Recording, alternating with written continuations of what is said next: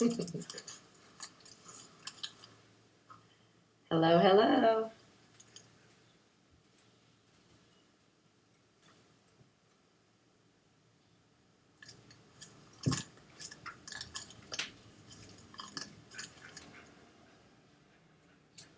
Hello, everyone. My name is Kristen Thomas. I'm very lucky to be working with SupConnect and doing these SupConnect Lives. There he is! You!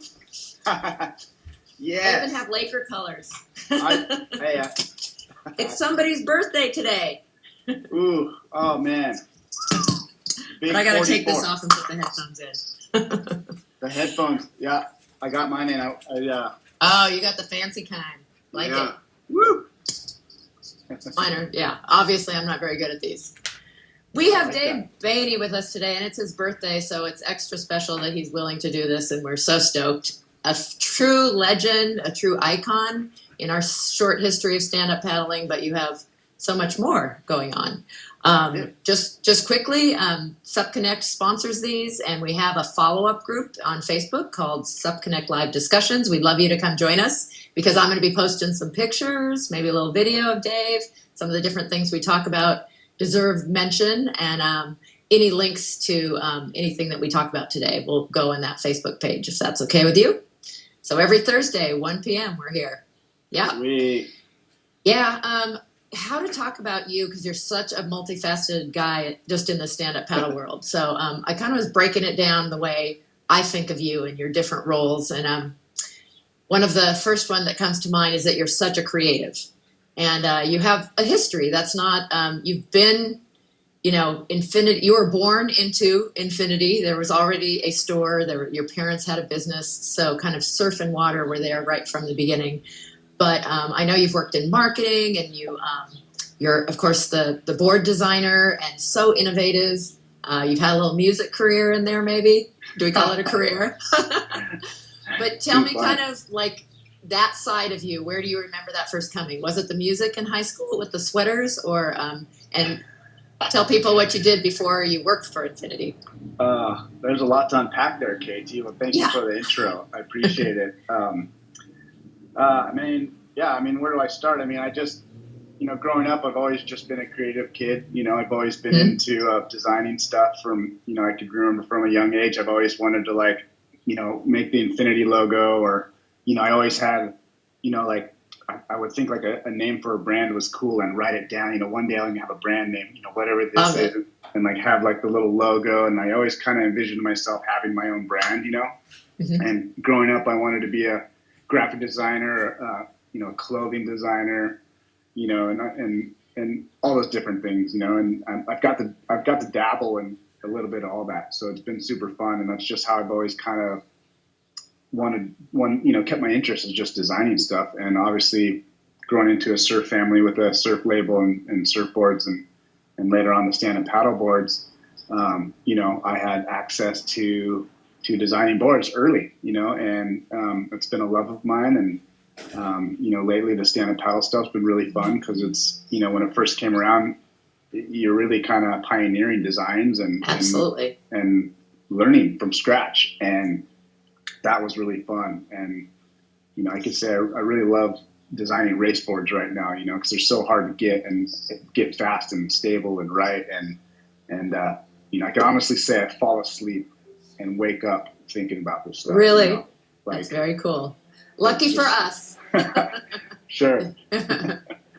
Well, when did you first, so I think the store was in Huntington Beach, but it's been in Dana Point now a long time. Do you remember your dad's in there shaping all the time still? Do you remember going in and asking to help or giving him advice? Did he appreciate it? Your ideas? Back then I was just a kid, so, the Infinity shop opened up in 1970 in Huntington. I wasn't born until 1976. So, kind of the earliest memories I could think of was, I do remember spending some time in that original surf shop, as a very young kid. And at that time we had our own manufacturing facility that was in Santa Ana. So my mom would spend time taking me from the glass shop manufacturing facility and to the surf shop. So I remember spending time between the two, way back then. This is before, I ever touched any surfboards or anything. But just grew up in the industry. It's just what I knew and what was just daily life. And I was just like any other kid. I grew up doing soccer and baseball and all that stuff. And surfing was something that we just did. Every Sunday I know I'm going to San Onofre. Like that's just what we did growing up. So in those ways, growing up in California and having parents like that, very lucky for sure. So cool. Well, kind of with that, I think is another one of the many roles I see you in is being Mr. Style. And that's surfing. You just have this incredible style that everybody loves to watch. Your paddle stroke in stand-up paddling, we all try to emulate how you do that. And then just being Mr. Cool Dude. I think, I don't know. When I started stand-up paddling, I came from a hardcore surf background, so I always rode every type of board. I've never had a narrow mind. So obviously when stand-up came around, it was just something that I picked up, and I picked up quickly because I just grew up riding all sorts of different boards. And I think the variety of boards that I rode kind of played into my style of surfing. Like I was never the most talented shortboarder or the talented longboarder, but I'm a blend of all those things I've done. And I just remember, like, I've always wanted to just, when you see yourself on video, like you just like hate it. Like I remember if anything, I just want to look smooth, like I can't control what my arms are doing and this and that, but I just want to look smooth, like, for me personally. And from a young age, I just wanted to look smooth and in control and not try to do too much. And when stand-up paddling came around, I think that led to that because the boards were longer. You actually have to have a paddle in your hand. And one of my big pet peeves when I surf without a paddle, I kind of have my arms out. And this is probably something that people don't notice except for me. But when I hold a paddle, my style is more like compact and sweet that, that I like it. So I just really liked stand-up paddle surfing when it came around. And I don't know. I think, if you're going by the people calling the style guy, I think when stand-up paddle started, there was a lot of animosity towards it, with the surfers and the stand-up paddlers. And I don't know, it was just frustrating because it was just so fun. And like I said, I'm not closed-minded. I wanted people to understand how fun and cool it was. So in the early years, I really took it upon myself to put stand-up paddling under a different lens, like I think everyone kind of saw stand-up paddling as the guy with the goggles and the booties and the weird PFD and, all this. I wanted to prove people that there's cool people doing this. There's legit watermen doing this. There's studs doing this sport. And I kind of took that upon myself in the early years to kind of be that guy, Well, congratulations, because I think you really did help break down barriers in a lot of ways and continue to. Some of the things I think of in that sort of creative style mode are movies that you've been in. We don't have that many stand-up paddleboard movies, but you certainly have been a part of quite a number of iconic ones. Maybe something about a favorite of those.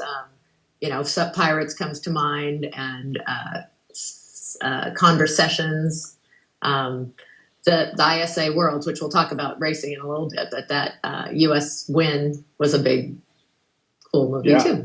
Yeah, no, all that stuff, like mentioning all those brings back like really good memories. And I think with the video part, I just been lucky to be a part of those things. The very first one was H2 Indo, and I think that my buddy Brent Beal, I think that movie really introduced the sport to a lot of people. And just by luck, I'm in that movie, and a lot of people knew me and from that movie. And all of a sudden I was like a stand-up paddle guy, which I never really, it happened on accident really. And but I really loved it, and I loved traveling, and like I said, I always wanted to do stand-up paddling. I wanted to put it in the right places, and that's why we made our own film with Sup Pirates. At that time, no one really made a true like performance sup surf movie. It was always about the experience and like the sunset and like the roots of the sport, and just it's beautiful, and I feel zen when I'm on the water, and that's all great, and all those movies. There's a couple really beautifully shot movies in the beginning, but no one was doing that. So we were literally the first one to do a performance movie, and I think the timing was right, and just the way we did it was just fun. Like, I purposely wrote the name Sup Pirates with numbers and like, in the logo because, it was just funny. People couldn't find it. If you Googled it, it wouldn't pop up because it was like 5UP. Yeah. Because the name was too cool. Yeah. So it was almost like a secret society, speakeasy thing. And it was just fun to do it like that. Yeah. I still have my DVD. Oh, yeah. I own one. We printed a big 1,000 of those. So still a lot around. Another role is being a leader, and how, whether you want that or not, you have certainly fallen into that with heading a company and branching out as you have into being an international brand, being a team leader for your own Infinity team. So has leadership come naturally to you? Is that like something you've come to reluctantly? You're good at it. Yeah. I mean, I can't say that I'm like super comfortable being in that role, but I think I've always kind of been that way. Like it does come kind of naturally for me, I guess, but like it's not comfortable. I don't think all the time, but it's impossible not for me not to, because when I get into something, I get into it deep. I go 100% in. I'm really passionate about it, and I want everyone to be just as passionate as me. And it's just fun like that. From coaching to whatever it is. I mean, I don't know. I always just feel like we could be doing better or whatever it is. And it's cool. I mean, I have lots of mentors, and I just try to set a good example. Really, that's all it is. Well, you do a great job there. You're a great athlete in your own right. I mean, people know you in the surfing probably a little more, but you're a freaking fast AF racer too. Well, I mean, look, I was never like one of the top guys, but I could proudly say that I was definitely in the mix, at one point. But more so than that, like I do have a jock side of me, like the training and the endurance side. Like I love it. Like I'm into it. Like I love to feel fit, and I love to feel myself get better at things. And it's just a learning process. Like I love all that. You mentioned your youth sports, but I also learned from another talk recently that you were really into basketball for a while, which that shouldn't surprise me because you're a huge fan, as we know. Yeah, absolutely. Lakers all the way. But you were in basketball leagues and stuff.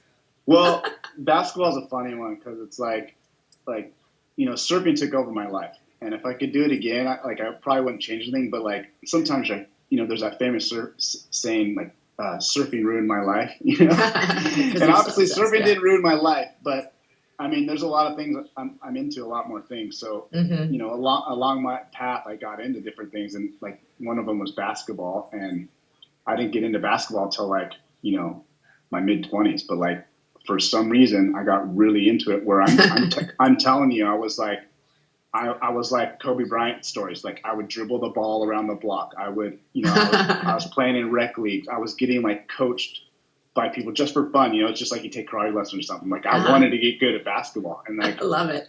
I would travel all around just to play pickup ball. Like I was like a baller. Like I would drive to Venice by myself and play with like these guys, and they were dunking and everything. And it was just funny because it was like this little core group. Like eventually you start knowing people, these guys would call me Slim. And, Ooh, it was just another funny. nickname. Yeah, but not so much anymore. I'm in my 40s. But, nobody believes it. Yeah, but the basketball thing is just an example of like I dive in on stuff. Like I need to get all in. Yeah. Well, part of that athlete thing, which really branched out. I mean, you've been involved in events in a lot of different ways, both the sup surfing and the sup racing. Commentator. These movies and things. Do you have some favorites? I mentioned the ISA Worlds when the U.S. won, and Brent Deal made a film, and I forgot your role in that. Were you the coach or the manager or something like that? Well, in that film, I was actually a part of the team. I was I was one of the surfers along with Sean Pointer and Izzy Gomez competing. Okay. Then the year following, I became the coach. So I got to see both sides of that, which is really cool. But yeah, ISAs is a special event, and I mean, I can't thank thank like the team enough. Like, I mean, that's the only year we won gold, and just that whole process with having guys like Danny Ching on the team, obviously Candace Appleby, Slater Trout, Sean Pointer and Izzy. I mean, our team was insane, and Jack Bark. I mean, that's just a cool moment in history of SUP, and I mean, just to be a part of that is very special. And if you haven't seen that movie, Chasing Gold, I think it's on iTunes. Chasing Gold. Yeah. Chasing Gold. Cool. Yeah. Good to know. We'll put a link to that. And then more recently, right up your alley, the APP series has both SUP surfing and SUP racing, which definitely fits your personal brand, I think, and Infinity brand. That's where I think I've seen you as a commentator, right? Yeah. Having fun with that? Yeah. I mean, I'm a fan. I'm a fan first, like before I even started competing or anything, first I was just helping my dad at Battle of Paddle, putting up the tent, and just soaking it all in. But yeah, it's kind of fun to travel around the world, of course, and watch all the best athletes like up close. And I've done enough racing and competing. I feel like I have a unique perspective. Like I feel like I know what they're thinking, at least a little bit, and I know what's happening, and hopefully I could break it down and add that kind of color to it. But yeah, being an announcer, it's just fun. It's a fun opportunity, and it's just like I said, I kind of dive into opportunities that come my way, and that's just another one of them that stand-up paddle has provided for me. Yeah, I'm trying to even think of what you haven't done in that whole world, but I'm sure if you haven't, you will. Another thing, you've led camps down in Costa Rica, I think, but probably other places that I don't know about too. But I know people, I didn't get to go, but that's supposed to be just a wonderful location down there in Nosara. Yeah. No, that's been super awesome. One of my good buds, Nate, and his wife Layla started Nosara Paddle Surf down there, and I got to meet them a long time ago. And now they're some of my best friends like in my life. And we started doing these. They do a full service SUP camp, which is incredible. It's nosarapaddlesurf.com. It's the best one on the planet. Like I've gone to a lot of them, and trust me, from top to bottom, like just the food, the facility, the waves, the instruction, top notch. Whether I'm there or not, like they got it dialed. But we started doing that, and it was cool because just from the movies and stuff, I would get people messaging me like, "Hey, do you coach? Like, I'd love to come down and try a board. Like, can we go surfing? I'll pay you, whatever." So we just got this idea to do like a camp hosted by Dave from Infinity. So it's really turned into a bigger thing. It's called the Infinity SUP Skills Camp, and we do it every year. We do a couple a year, and they're sold out. It's a fun time. It's almost, we get a lot of repeats, and it's kind of turned into like this legendary don't miss week experience. And it's a shame I have to turn down a lot of people every year because the camp only fits so many people. But when I say sign up, you should sign up because it sells out. But it's awesome, and it's just another thing that stand-up paddle provides, and brings a world of community to one place to enjoy this sport. Well, regardless of people, if they've been coached by you, they're on your team, they're a speed freak, or they've been to this camp, they talk about how you make them feel like family. And I know that having experienced it, that's a really special part of what you do. Back to surfing, this gal named Mel Weigel, who is she? She has a bunch of questions. She wants to know your favorite surf trip of all time and most memorable wave. And favorite chilled bevy. Ooh, those are very tough questions, very good questions, and there's multiple answers to those. But I don't know, the best surf trip that comes to mind. I mean, gosh, there's a ton of them. And you've surfed your whole life, yeah. And again, we don't believe you're 44, but you are. People think you're in your 20s. Well, to go off that, Mo Freitas, we were at the APP, I forget which event it was, maybe New York or something, but this was just like two seasons, maybe last year. And someone's like, "Oh, bro," like, cause I think it was just my birthday, because I think it was my birthday in New York or something around. He's like, "So, bro, it's your birthday." He's all, "I had no idea you're 43. I'm like, wow. I'm like, "Yeah, no, I'm old." He's like, "Bro, I was tripping about it for an hour." I'm like, "What do you mean?" He's like, "I thought you were 25. And I'm like, I was all, thank you, Molly. Just getting a big hug. It was Yeah. awkward, but I get stoked on stuff like that. It's just funny.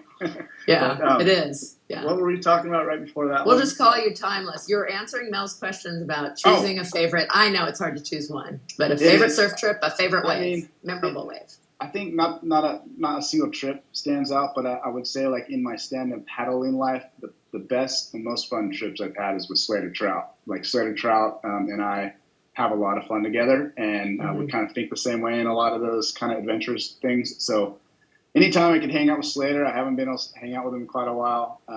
It's a good time, and a handful of trips with him come to mind right away. My favorite beverage right now, since I'm trying to shed some pounds, White Claw. Okay. There were quite a few Rackham comments that went flying by. Yes, and I will rack them, right after this interview. It is your birthday. And Jenna's got questions like, have you ever seen a whale and do you golf? Canada coming in I got hot. coined like being this uber whale lover. I don't know why, but I mean whales are cool. And we ride blackfish for one. You I got know. me to be like a dork about orcas. Yeah, orcapod. Yep.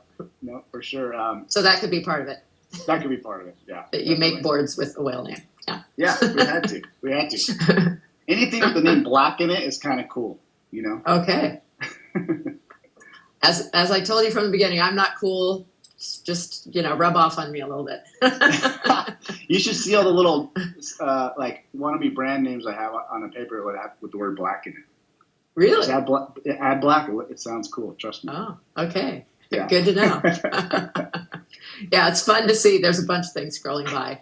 Bigfoot. I haven't mentioned Bigfoot. Ooh. Sasquatch. Have you seen him lately? Oh, look what you're wearing. I believe. On a skateboard. I'm wearing an Infinity shirt too. There you go. Looking good. Yeah. Well, the Sasquatch thing is something I get asked about a lot. I think people, I guess the easiest way to explain it is I can't say that I 100% believe in Bigfoot, right? I get people coming up to me and going, bro, for real, do you believe in Bigfoot? You're like, yeah. I can't say I do. I haven't seen one. But yeah. The idea of Bigfoot being real fascinates me, and I think it's cool. Yeah. And I've actually met like guys who dedicate their life to searching for Bigfoot. And when you talk to them and they tell you their story and show you their evidence and things like that, it's hard not to believe. So I don't know. It's just funny. It's awesome. It fits with your whole brand. I think of the Hawaiian shirts when you're surfing. Yeah. Is that like intentional? I mean, that seems like iconic, something that I always think of when I think of you. Did that start? Does that have a story or it just happened? No, I think it's more like, I mean, I've always been like, I like my kit tight, like if I have a red board, I want it to match with my red, shirt or whatever, whatever it is. You just got look good, feel good. That's just my mantra. Yeah. Well, one of your buddies up in Northern California is asking, what would you tell kids who want to get into SUP? Sean Greeley. Hi, Sean. Oh, yeah, Greeley, the best photographer in the Northern California area. And best board repair guy in Sacramento County. So hit him up. I don't know. I think, there definitely aren't as many kids getting involved as of late that it seems. But I think for kids, it's really easy to get into. You could ride SUP surfboards. You don't have to have the best equipment day one. And I think for parents, it's a really easy thing to get kids on a board on flat water. And for kids, I mean, it's really easy. There's so many good people to look up to. Like if you're a girl, I mean, just think about Candace Appleby, think about Jade Housen, think about Shade Fowdy. Those are like some of the coolest humans on the planet. And then if you're a racer, Danny Ching, of course, and Danny paddles more than anybody if you follow him on Instagram. And there's just so many good people in the sport.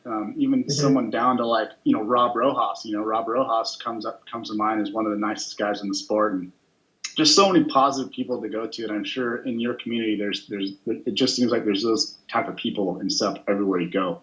And just look up to those guys.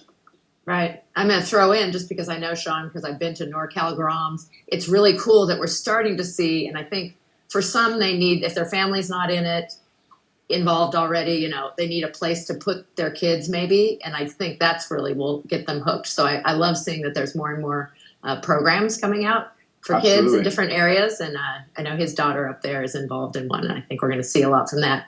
Yep. Speaking of kids and the fact that you're not actually 25, you have a family. Another one of the many roles that you play that balances out. Yeah.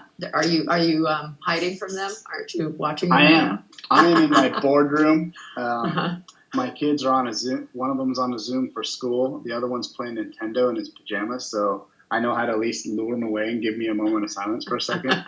But yeah, I mean, with the whole pandemic thing happening, it's making life very difficult because they're obviously not at school; they're here. So been juggling that, and it takes a patient wife and a very amazing wife. So thank you, Mary, for all that. But yeah, family life's fun. They're just starting to get into surfing, so we've been doing that every afternoon. And my daughter's getting on the race board, so look out, Candace. I know. And yeah, so it's exciting. It's exciting times for sure. Yeah, that was cool. Was that up in Tahoe where she did? Was that her first race? I forgot. She's on a cool little purple board. She did. Ember did her first race, the Tahoe Nalu, and kind of by accident, that was my very first paddle race I ever did. So, and I realized that when we were there, it wasn't planned. Oh, that is cool. That's kind of a neat story. So if she continues to do that was my very first race I ever did. Yeah. Wow. Multi-generations in a sport that's barely, what would you say, 12, 15? How old do we call our sport? For me, it's 10 years. Yeah. I kind of consider 2009 officially, when the sport was official, I guess. But it is kind of funny, everyone always talks about the olden days so much, because like you said, everyone talks about it, and people talk about it that it's long and gone and everything. And I mean, if you're still doing it and you're active, that is the farthest from the truth. There's still new paddlers. There's still great attendance in races. There's still new pros coming up. There's still a world tour.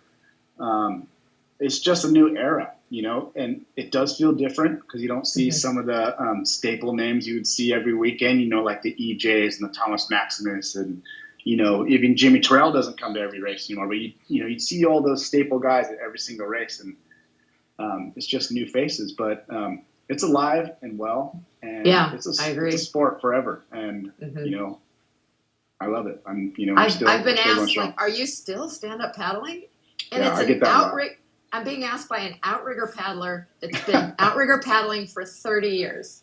And they're asking me if of course, I still love it. And it's normal that not everybody who was the initial people are going to keep going. And yes, you can look back and wish, you're the same exact friends were still coming, but life situations change and things move along. And I'm just excited to watch the growth. And I don't think we're totally organized yet. I think we have a ways to go, but we're really young. I mean, when you look at other sports and the progress, ours was crazy fast in so many ways, both the racing side and what you dealt with on the industry side. So back to Infinity for a little bit, because it is your 50th anniversary and you made a really cool logo. You made it, huh? Well, my buddy Brian officially made it, but I can actually say I creatively collaborated, directed it. Okay. But it's all my buddy Brian Lindstrom. He's a mastermind behind the graphic design. He's actually he's the head graphic designer at Trek Bikes in Wisconsin. So he's a stud. Cool.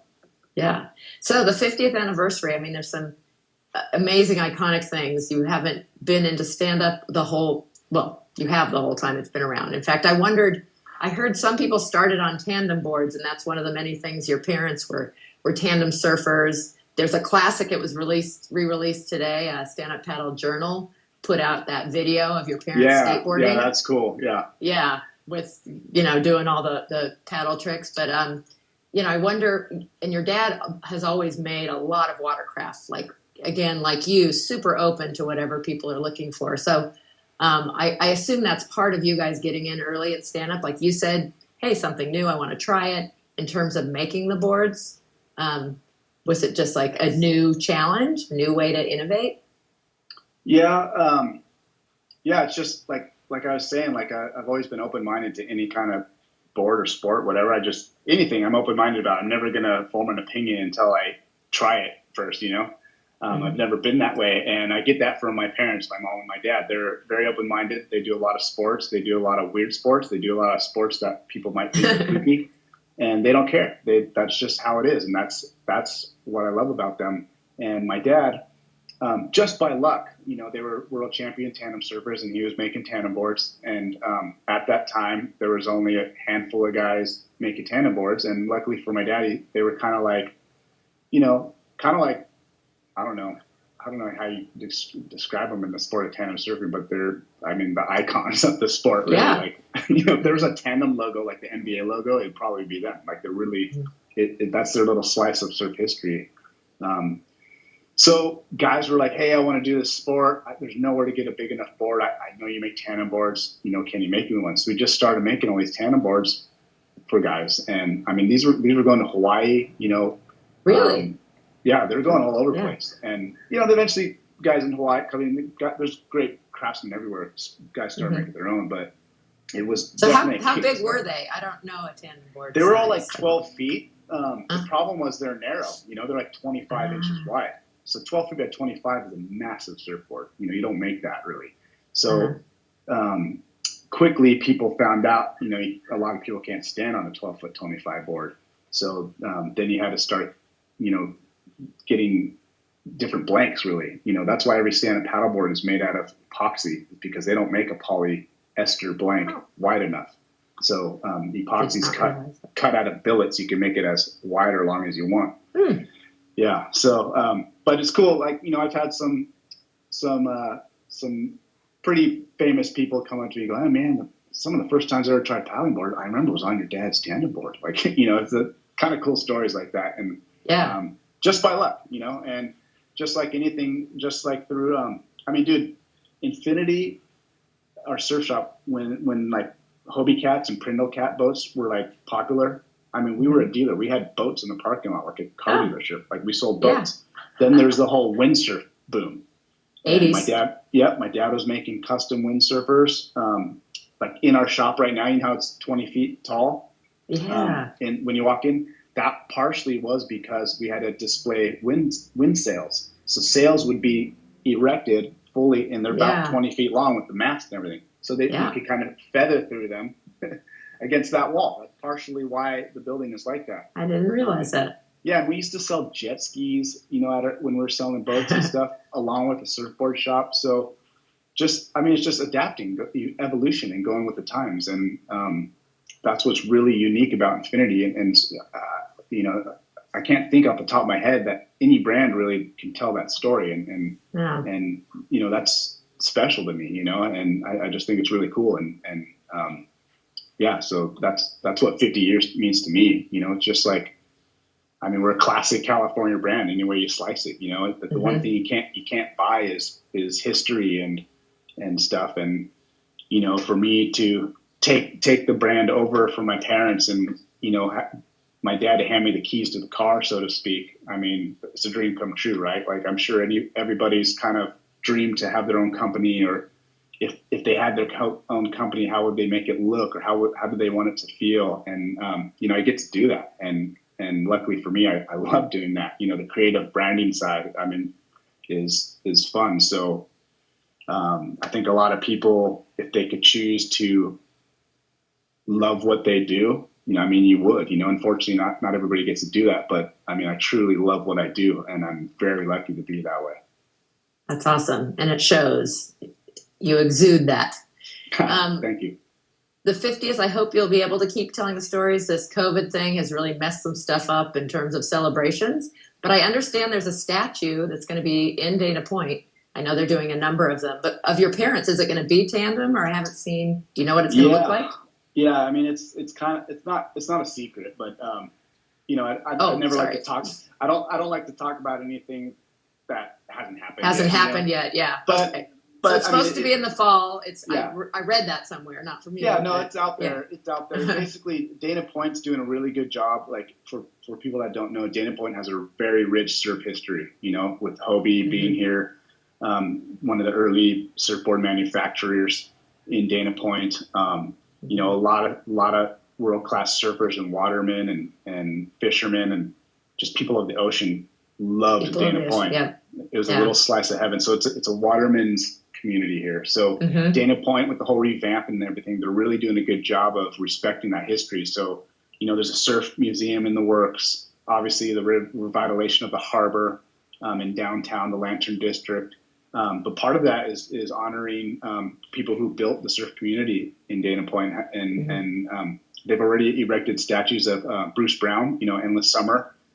His original house is up here on the cliff overlooking Dana Point Harbor. They did Hobie Alter. And a sailboat. Yep. And I think they did one other one. John Severson, maybe? Okay. He was John Severson, legendary photographer. Okay. But, and there's a couple others, but my parents are on that list, which is, amazing. Like, who gets a statue? Like, Kobe Bryant gets a statue, you know what I mean? So, and in their lifetime too. Yeah. So, not 100 years later. Yeah. The 50th year 2020 was definitely, shaping up to be a really fun one. We had some events planned and just, some activations with the shop and just things we were going to do. But obviously, a lot of it's not going to happen. And who knows if that, is going to happen this year. But we'll continue to tell the story, whether it's in 2021 or whatnot, because it's just a cool thing. We've gone over the 50,000 number mark in manufacturing of surfboards. Wow! And that kind of coincided with the year on accident. So it's kind of cool. It's kind of cool to think that there was since 1970 we averaged making 1,000 surfboards a year, which is cool. We're not the biggest surfboard manufacturer ever, but that's a lot. When a lot of them are huge accomplishment, and a lot of them are custom, and so many of them have your hands on them, like how to make that. Yeah, and it's fun to think about, like our shop in Dana Point. We shaped the shaping rooms we shaped the boards on site in Dana Point, and that shop in Dana Point contributed about 30,000 of those boards, which is kind of crazy to think. Wow, it is. Yeah. Well, in terms of growth, the last 4 years have been kind of big as you've expanded. I think your name was known well, but now there's actually boards in, I don't know, almost every continent. Maybe not Antarctica, but I see them in Russia and Europe and all over the place. Yeah. That's exhausting. Been fun. It's been exhausting. I'm not going to lie. Being in the sub manufacturing business is hard. I think people will attest that I grind it out. Like I work very hard. I feel like I work hard at least, but it's a grind, and it's difficult. Even like the smallest little thing to throw a bunch of stuff off. Like say you ship 5 boards to some country, and they wanted blue ones, but on accident 2 gray ones got moved. Like it's honestly a big deal, and they want the blue ones, and there's nothing really. It's just little things like that. It's just a nightmare, but all the good stuff outweighs those little things, and it's fun to see, like, when we started selling boards in Russia, of all places. First of all, like, you're like, what? People, I just think of Russia being snow all day long, but you see these photos, it's beautiful, like lakes and lush, and you're like, wow, it opens your mind to what's out there. But I got to admit, when I got the first tag from somebody in Russia, I was like, wow, this is kind of cool. Well, ironically, I have to read you a question from a Russian, if I can find it. I don't speak Russian. I didn't know you spoke Russian. So this guy, Andrei Kreator, is a Olympian, and you don't have to answer because this is one of those tough questions. What does it require to be a future team rider? What should I do to become an Infinity team rider? He actually is a coach in China. I got to meet him, and cool. Quite a few people in North America know him. But he's killing it. He was in that iconic race that Connor Baxter won, that just straight sprint. Yeah. And cool. They were talking about him just because he comes from being an Olympic, finalist. Was he going to be able to transfer to this sport? But now he's all into stand-up paddling. Right.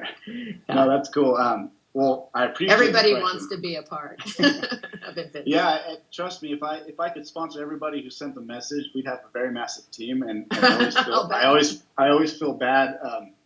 you know, you can just tell like when it's going to be impossible to sponsor somebody. But you know, there's always a way to work together, of course. So you know, I welcome inquiries all the time, of course. And hey, if you're an Olympian, that's a good start. It definitely is, yeah.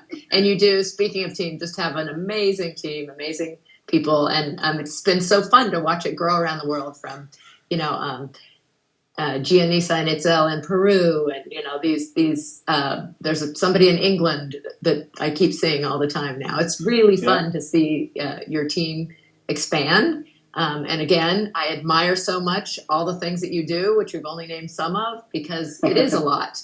But as Shay just wrote, we want you to keep doing what you do and keep the brand. Just it's so real and authentic and awesome, and we know it will keep going forward in positive ways. Well, thank you. Yeah.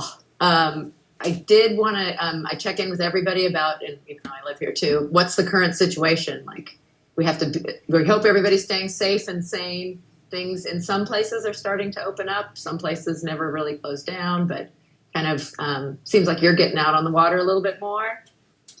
Yeah. Well, you know, California is probably one of the most confusing states of what you can and cannot do. You know, that's been pretty frustrating.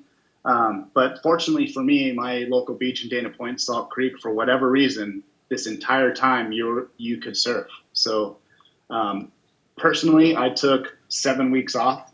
Like I did not surf. I did get to stand up paddle a little bit. It came in good timing. I've been nursing a shoulder injury. So I've been getting on the water with my mom because we have a boat slip, and I've been able to cruise and paddle and feel it out. But I've been surfing the last 2 weeks. I mean, you know, everybody has their own opinion of what's going on, and at this point, I don't know what to think. But I've got to the point where I'm ready. You know, I want to get out there. I want to get back to my life, and in some aspects, if we don't get back, it's like I'm never going to have it back. You know, meaning, you know, my shop was closed for 8 weeks, and that's not a joke. You know, it's it's not a joke at all. So it's tough. But you know, luckily we've been able to navigate it. And I think, did I see the shop you're able to open in Dana Point now? Again, the rules are so different from county to state to city. Right. Yeah. Yeah. So, you know, we were open for appointments only this whole time, you know, so we're doing some small sales here. Fortunately, I still continue to knock out custom orders because our production boards are way, way, way late, and they're still late. They're not coming for even a little while more.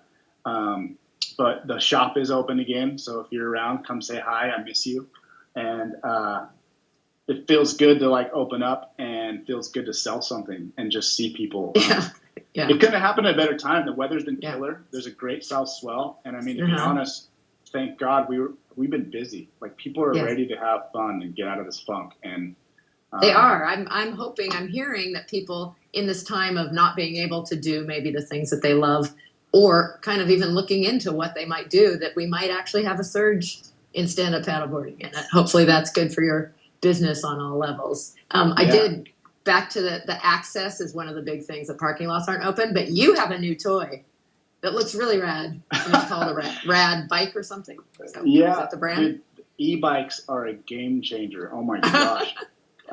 But it's funny. I think e-bikes and, like you're saying, stand-up paddling, they're both going to have a resurgence. I mean, obviously e-bikes are a hot ticket right now because there's no parking anywhere, but I think you're absolutely right that in stand-up paddling, there's going to be a shortage of boards, and people are going to want boards because you know, it's just so simple, and you know, it's easy to social distance, quote unquote, and it's just an easy thing. It's just like back to the roots. Like, why did people fall in love with stand-up paddling? Because it's so easy, and really the barrier to entry is pretty small compared to a lot of other sports. You know, a board could be expensive, but you know, you don't have to pay for lift tickets. You don't have to join a membership or whatever it is. It's literally your board and you go.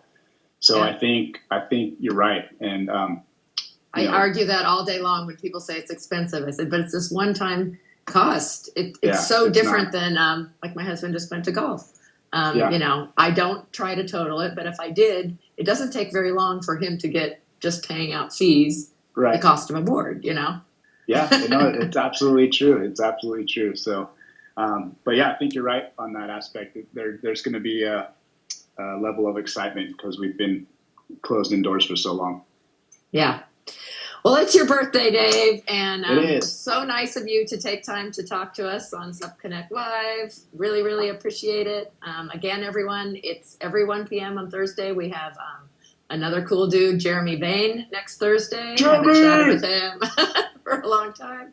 And remember, there's a Facebook group, hashtag SupConnect Live discussions, where I'm going to steal some pictures off Dave's Facebook and do it. Yeah. Maybe some links to those movies if we can, as how to get or buy the movies. That I think they're basically all on iTunes. Brent Deal's movies. So cool. Yeah. I think it's just as easy as just searching Sup Surf or something. But Brent Deal has his whole library up there. But I can't even keep up with how many nice comments you've had and happy birthdays that have scrolled by. I think in the recording that will end up on YouTube, I believe you can see them if you ever want to go back and look at all your messages. Yeah, including your mom. Yeah, mom. Nice. She's at work. She should be working. No, but KT, thank you for having me. Thank you. Thank you everybody for tuning in, and hope to see you soon. I mean, I can't wait for another event. I mean, I'm a social person. I need to get out there. We need events. Yes. Yeah. Okay. So, well, enjoy right, your birthday. Take care, Dave. See you soon. Later. Bye.